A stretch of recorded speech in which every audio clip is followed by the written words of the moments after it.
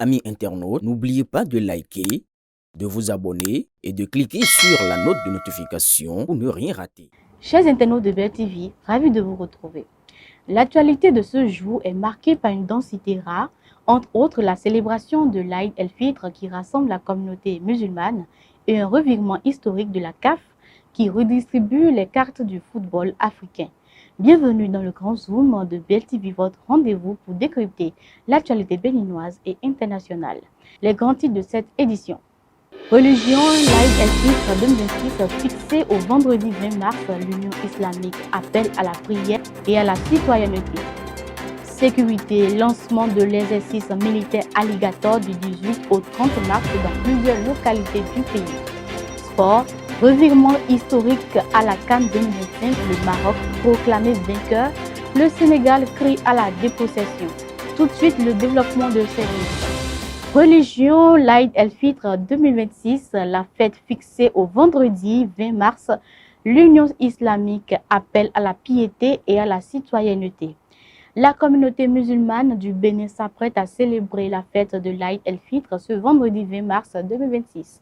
L'annonce a été faite ce mercredi 18 mars par le Bureau exécutif national de l'Union islamique du Bénin, au terme des opérations d'observation du croissant lunaire marquant la fin du mois sacré du Ramadan. La Commission nationale d'observation de la Lune n'ayant pas constaté l'apparition du croissant lunaire, le jeûne sera complété à 30 jours. Les fidèles sont invités à jeûner ce jeudi 19 mars avant de célébrer l'Aïd le lendemain 447 de l'Hégire. L'Union islamique exhorte les fidèles à maintenir l'élan de piété, de générosité et de solidarité qui a caractérisé ce mois béni.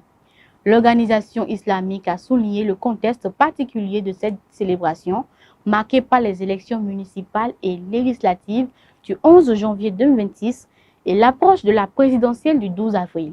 Elle invite implicitement les fidèles à conjuguer ferveur religieuse et conscience citoyenne. Une fête placée sous le signe du recueillement, mais aussi de la responsabilité nationale. Diplomatie parlementaire, le Bénin renforce ses relations avec le Japon.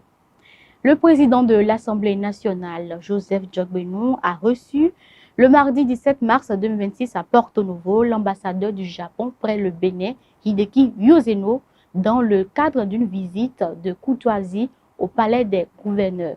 Objet des échanges, au-delà des félicitations adressées au président du Parlement béninois, les discussions ont porté sur le renforcement des relations bilatérales, notamment à travers la diplomatie parlementaire.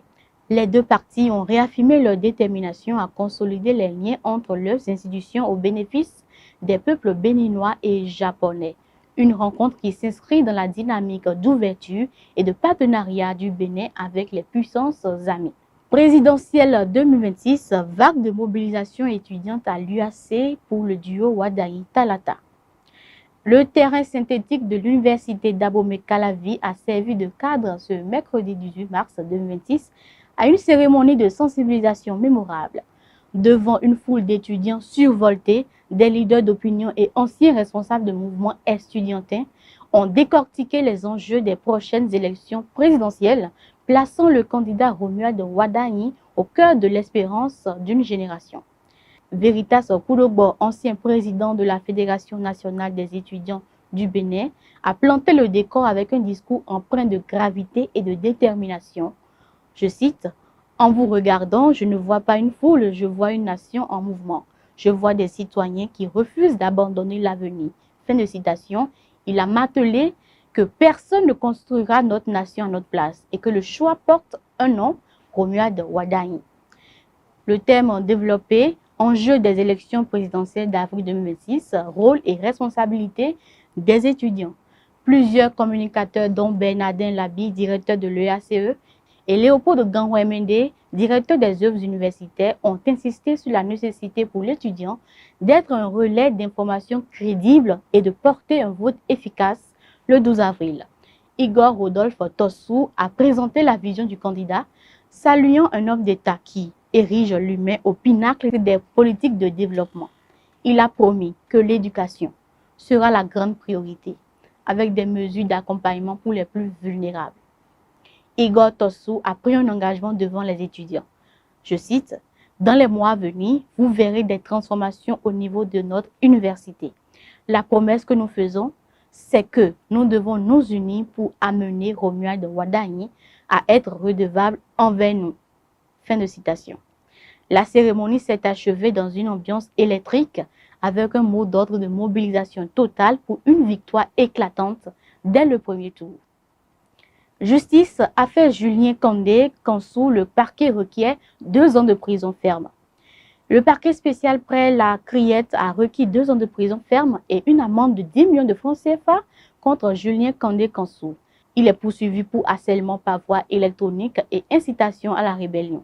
Julien Kandé Kansou a plaidé non coupable. Ses avocats évoquent un exercice légitime de la liberté d'expression. Le verdict est cependant attendu le 28 avril 2026. Une affaire qui relance le débat sur la limite entre liberté d'expression et infraction pénale au Bénin. Sécurité, lancement de l'exercice militaire Alligator. Les forces armées béninoises ont annoncé le lancement de l'exercice militaire Alligator prévu du 18 au 30 mars 2026. Les localités concernées, Cotonou, Alada, Ouida, Grand Popo, Porto Novo. L'objectif, renforcer les capacités opérationnelles des unités militaires. Des tirs à blanc et des survols d'hélicoptères sont prévus. Les autorités appellent les populations au calme et au respect des consignes de sécurité. Un exercice nécessaire pour maintenir la préparation opérationnelle des forces de défense. Parlons sport à présent, revirement historique à la CAN 2025, le Maroc proclamé vainqueur, le Sénégal crie à la dépossession. La CAF a proclamé le Maroc vainqueur de la CAN 2025 à la suite des incidents survenus lors de la finale. Le Sénégal est déclaré forfait, score officiel 3-0 en faveur du Maroc. Réaction sénégalaise, le Sénégal crie à la dépossession de son titre et accuse l'instance de corruption. Une décision sans précédent qui suscite de vives réactions et pourrait faire l'objet de recours. Une polémique qui risque de ternir l'image du football africain et de creuser un fossé diplomatique entre les deux nations. Au lendemain de la décision de la Confédération africaine de football d'attribuer le match Sénégal-Maroc par forfait au Lion de l'Atlas, Dakar monte au créneau. Par la voix de sa porte-parole, Marie-Rose Kadi Fatou Faye, le gouvernement sénégalais dénonce une tentative de dépossession du titre de champion d'Afrique 2025 et exige une enquête pour corruption. Le jury d'appel de la CAF a infligé une défaite par forfait au Sénégal suite aux incidents survenus lors de la finale de la CAN 2025. Le Sénégal exprime sa vive consternation face à une décision inédite et d'une gravité exceptionnelle qui vise, selon lui, à retirer aux Lions de la Teranga leur titre pour l'attribuer au Maroc. L'exécutif sénégalais dénonce une lecture manifestement erronée du règlement ayant conduit à une décision grossièrement illégale et profondément injuste. Le gouvernement demande l'ouverture d'une enquête internationale indépendante pour soupçon de corruption au sein des instances dirigeantes de la CAF. Le Sénégal annonce qu'il usera de toutes les voies de recours, y compris devant les instances juridictionnelles internationales comme le tribunal arbitral du sport.